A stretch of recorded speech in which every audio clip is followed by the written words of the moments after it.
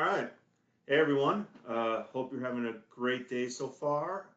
A little clarification. I don't quite have an hour's worth of material here. I know we're all busy. We'll probably go around the 35, 45-minute mark, depending on questions. But as you can see, we're here to talk about Fusion 360 Manage and what it can do as a PLM solution. Start to talk a little bit about me here. You guys may have seen me do some of these other webinars before. My name is Jeremy Smith. I've been with IMAGINiT for about 2 years as a solution consultant in the PLM PDM world. I am a degreed mechanical engineer with about 20 years experience in a bunch of different industries. So when I talk about PLM, I tend to use those real world scenarios and I kind of approach it with that. I'm just going to talk a little bit about IMAGINiT, a little bit about Autodesk, but really the majority of what we're going to do is I'm just going to show you Fusion 360 Manage and run through a lot of the workspaces that are in it. So it'll be hopefully fun, quick, and informative. Read through these bullet points or anything. What I will say is that the 2 years that I've been here, I've never had a question that either I personally had or was asked to me by a customer that I wasn't able to get an answer to from somebody on the team here. The breadth and depth of knowledge we have is astounding in my opinion, really. So what we like to say is if you make, build, or design anything, we have the expertise to help and can elevate your product there, right? And that's mostly what we're going to be talking about with Fusion here as one of those tools to help elevate your company and your processes and by proxy your products. Also have to talk a little bit about I will be showing the Autodesk product, which is as I said, Fusion 360 Manage. It is their I don't know why I keep skipping this. I'm gonna escape out of here, but it is the Autodesk product, Fusion 360 Manage. For some reason, there's a timer on this, but I might as well jump over to it. It's here. It's a web-based, cloud-based solution for a PLM solution, and we've done, and I've particularly done, very in-depth webinars in the past about this software, but mostly focused on the items and BOMs and change management for those. That's part of this, right? And really, at the end of the day, that's the backbone of the system. Is the parts and the BOMs that go into your products, being a product lifecycle management system. But today, and I'd like to ask you, if you're interested in that, to go check those out. But today we're going to focus on something a little different. We're going to focus on those other ancillary workspaces that can then work with those items and BOMs, right? It's really what elevates a PLM from a PDM. PDMs, particularly Vault, are great from an engineering standpoint, is that it gets your CAD under control, but it still is, in many ways an engineering type tool. And what PLM does is it really branches that out and builds on that and brings in your people and your processes to those parts and those items, and can expand upon there and break down those silos. So that's what we're going to focus on today. So to that point, I will jump right into it. I'm just going to be, jumping around and just showing a bunch of things that are in here. Starting in the beginning, where you land in the system is you have your own tenant, right? And I use that term tenant. Everyone who logs in, notice I'm logging in Chrome. You can use most browsers. Anywhere you have an internet connection, you can get in. And everyone's going to land and see something different, right? Depending on what their outstanding work is, what KPIs they're tracking in their charts, bookmarks, and other things, right? But everyone does land on this dashboard. It's what you'd expect in a SaaS-based platform. So from there, once you're in the system, everything is broken up into workspaces. And this is what we're going to be talking about today. They're kind of grouped by category or discipline here. But starting at the top, quick over 30,000-foot view is you have the ability to work with products, product lines, And if you're extensive enough in those product lines to have a portfolio type of management, that capability is here. And these are all out of the box. When you get a new tenant and you get a license, these are the workspaces that come with the tenant. Most of them, and I'll point out the ones that don't. From there, you can break it down into projects, right? Project phases and peoples and teams as part of those products. We then get into product development, where there's documents, items, and bombs. And as I said, we have other webinars that cover this in depth. I'm going to be building off of this. Design reviews and the tasks to go along with those, and then the change management. This change orders is what's highly tied to the items and bombs, pushing them through their revisions. And then we're going to build off on some of these other workspaces that are here, problems reports specifically, and then you have a document change orders to run through document changes. We have some quality stuff, non-conformances, CAPAs, QIPs, quality inspection plans, and quality inspections, which I'll get to at the end of this. Some RMA, maybe some claims. I'm not sure if these two are out of the box or are additional, but I know these four come out of the box.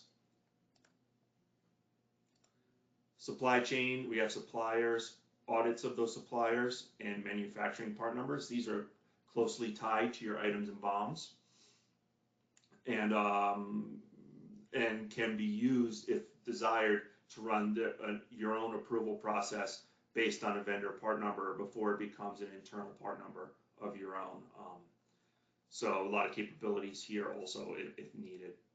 And then finally, we have what's called reference workspaces, which are kind of like helper or reference workspaces. They're used in conjunction with these other ones. So we're going to get into some of these, right? So I'm hoping to present like a journey here, one that I'm kind of familiar and I've seen in multiple places in industry. And as we mentioned, this is a case where we're assuming that items and bombs and ECOs are set up in PLM, and they are working great, and you're getting that under control, running revisions, perhaps even talking back to Vault during that. The next question becomes like, oh, where are those items actually being generated from? And in many cases, it's part of a project management type scenario, right? Be it an engineer to order, a one-time only based thing, or your more traditional stage gate type development for a new product launch, right? So that's what we're going to start here. We're going to assume that that's the journey here, and we're going to go to projects. As you can see, there's several projects in this tenant currently underway. I'm going to go and just take a quick look at this one, right? So this is the workspace, the project's workspace. And the first, in all workspaces, usually this first tab right here is the main data gathering area with fields for things. We'll just run through a bit of this just so you can see what the power that comes with manage is, right? So you get a unique identifying number that comes in. And as I talk about these things, please bear in mind that all of them are completely configurable to meet your needs. This is just the out of the box one at the moment, but you get your title, high level description, and start dates. Here's a template. Notice it's a link, right? So this is actually another workspace. It's one of those reference or helper workspaces that I mentioned before. This allows you to create a template for your projects so that every time you create a new one, the same tasks are brought in every time, right? And the same stage gates and things. So you can standardize on that and kind of work off of a baseline like you'd be used to in something else like Microsoft Project or Smartsheet or something. Details on this project, including business units and industry, right? More KPI and reporting type of information, even being able to be tied back to a product in that product workspace. And I'll show when you edit here, many of these fields are drop downs that are linked to the project workspace. In this case, I'll pick that. I should be able to save it. Yep, and now I got a link back over to that workspace. So again, a common theme as I go along here is this is tying your items, the backbone of the PLM, to a lot of these other areas, and they can be linked right here In this case, products is linked to items too. A quick visual of your stage gate process. Just jump ahead a little bit here. Here's your stage gate process. This is a nice visual showing at what gate it's at, all more on this page, right? Lots of system generated dates and trackings here. As you progress, the system will fill in these numbers for you, so it's not a manual process. More information about when the next stage gate review is, what's happened with current ones, and deviations, how many rounds it's gone, counters, priorities, right? All these great things, and again, like I said, these can be set to meet what you need and want to track. Project members and users and teams. Effort tracking, which is the hours associated with a task. So as tasks are assigned to this, you can track hours and take a high-level look at resource loading. But not only with hours, there's also the ability to look at the monetary impact of the project and the costs, right?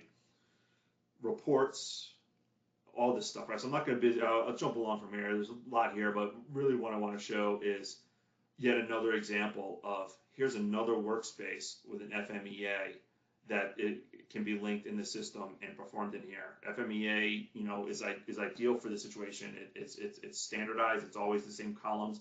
You can take it out of the spreadsheet, put it in here, and track it so it's all in one place.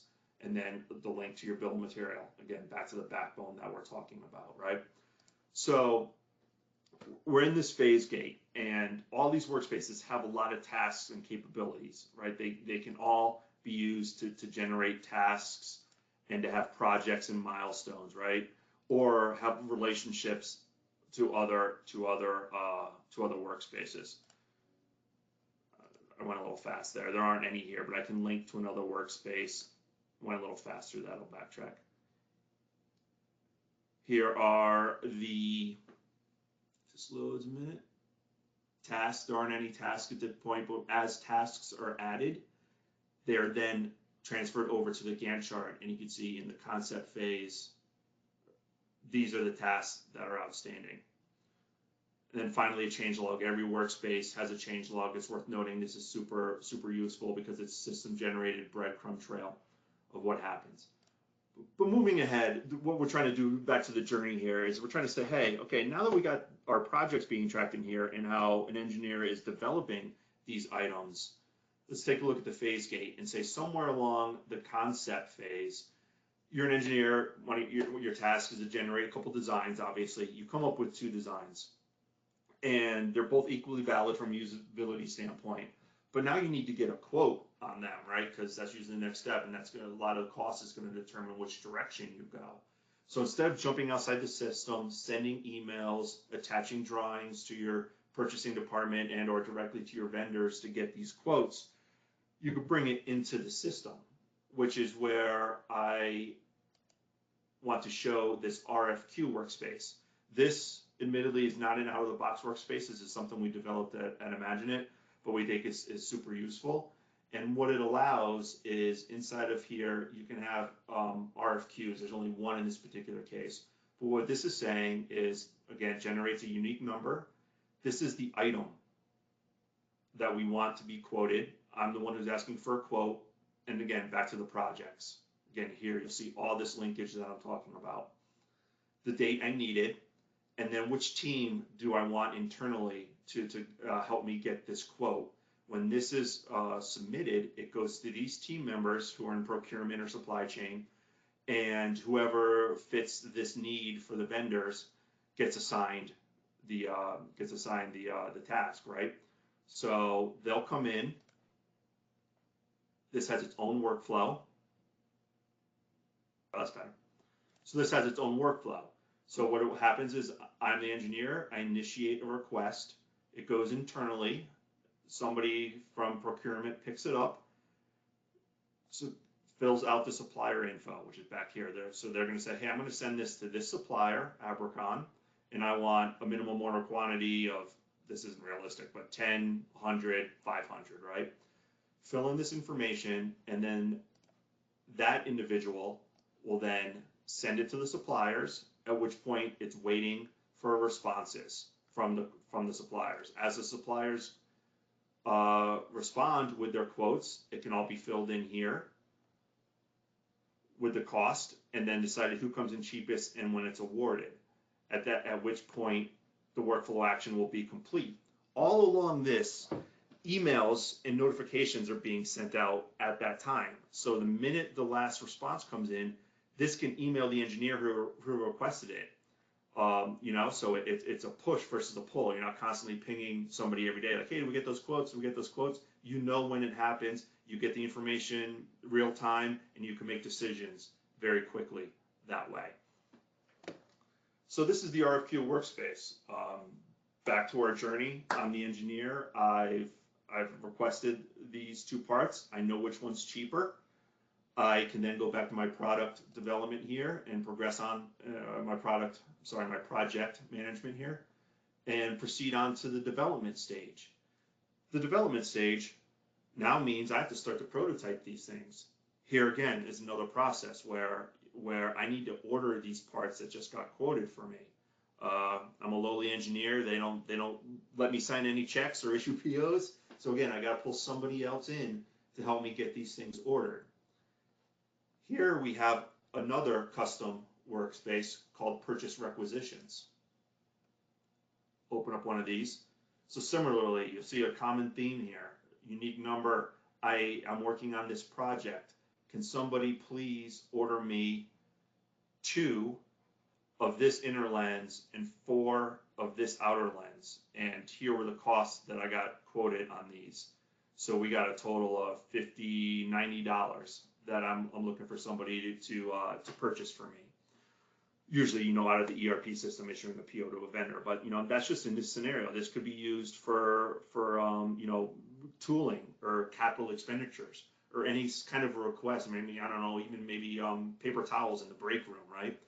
This can be used to automate that process. Again, bringing people and process into your workflows, right? So we got a total cost.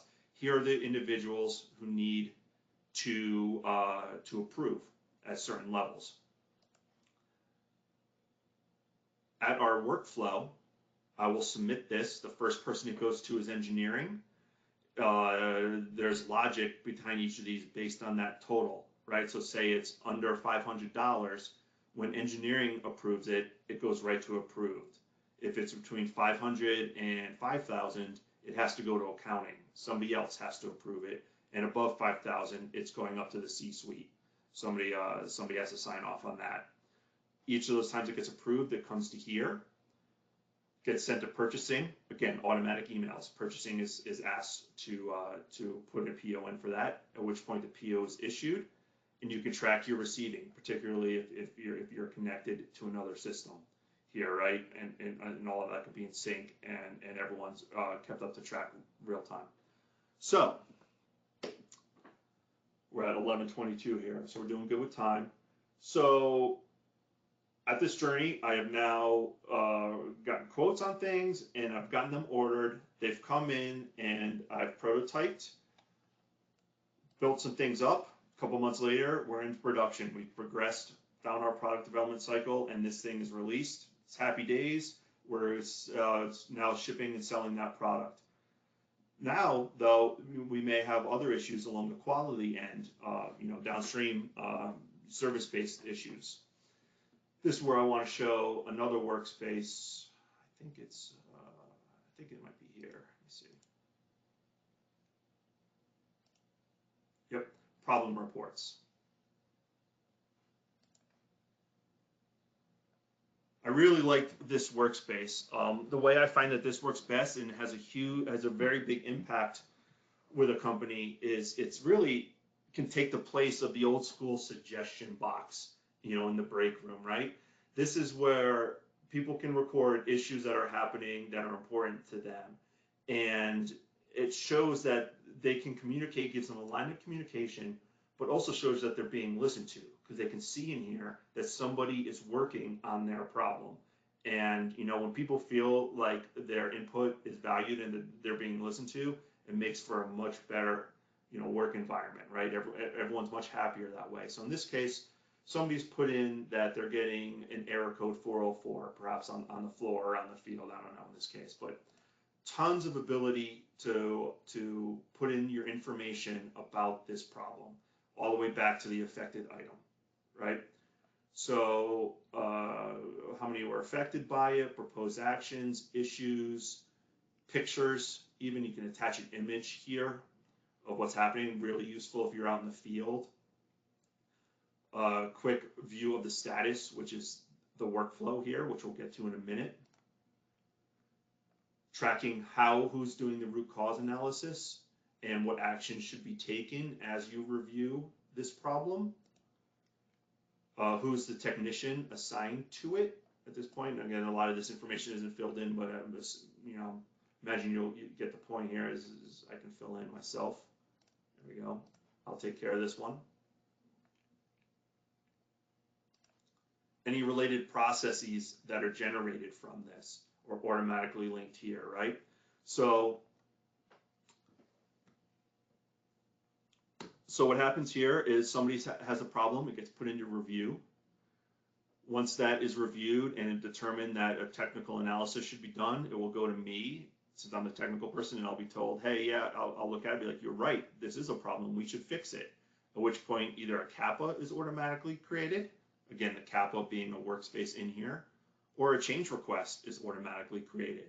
Engineering can look at this, make their change, get back to that backbone, those items and bombs tied right to here, they're updated, they're revved, everything is done inside the system, and when that is done, CR is when that's completed, it automatically triggers back to here, says yes, we've completed our CR, your problem should be resolved now, and the person who created this gets that email. Again, like I said, they got listened to. That's a good feeling, right? You know somebody did something to make your job easier.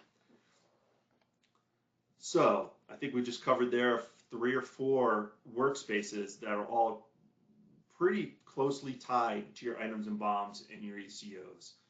The last one I'll show is in the quality area.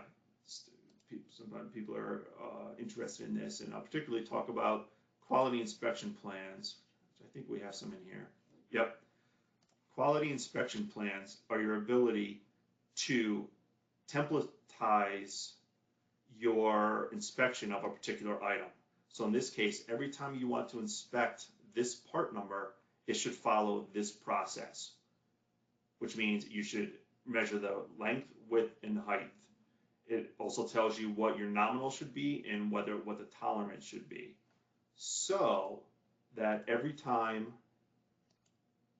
there's actually quality inspection. So instead of tracking a spreadsheet or something out on a network drive for your quality folks, when they receive a part and do that inspection, it can be recorded here.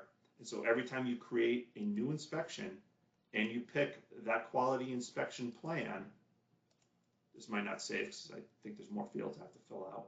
Nope, it did. It automatically fills in from that plan those 3 measurements, and you can edit and record your actuals here. And if anything falls out of line, you can take your corresponding take your actions accordingly, right? So again, you see a lot of stuff. It's a common theme here. You're replacing documents, you're replacing Excel, you're getting everything live into a cloud-based platform where the information is up to date and everyone can access it. So here's what brings us to, I think I covered a lot of workspaces that come out of the box and are super useful. If that's not enough, there's another very cool thing that Autodesk does here in, administration, the App Store. This opens here, close down a couple of my tabs.